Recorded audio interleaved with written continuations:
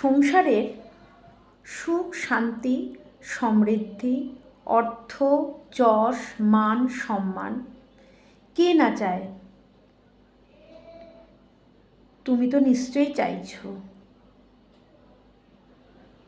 তো তোমার হরোস্কোপে যদি শুক্রের পজিশন খুব ভালো থাকে, শুক্র কোনো রকমভাবে পাপ পীড়িত না থাকে, তাহলে তোমার জীবনে এই ঘটনাগুলো ঘটবে। আর তোমার জীবনে এই ঘটনা ঘটার জন্য একটা উপায় তোমাকে বলবো। এই উপায়টি তুমি অবশ্যই আগামী ফলহানি অমাবস্যাতে বুধবার এই উপায়টি করবে।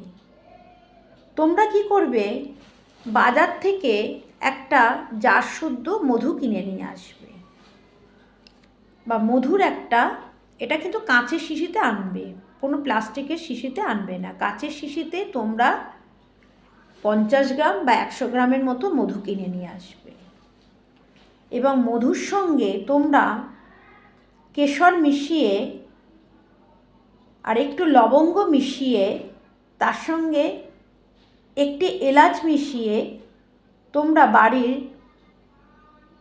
দক্ষিণ পূর্ব দিকে রেখে আসো। চমৎকার টোটকা। এই চমৎকার টোটকাটা তুমি অমাবস্যাতে করবে। এরপরে আবার নেক্সট অমাবস্যাতে তোমাকে একইভাবে এই টোটকাটা করতে হবে।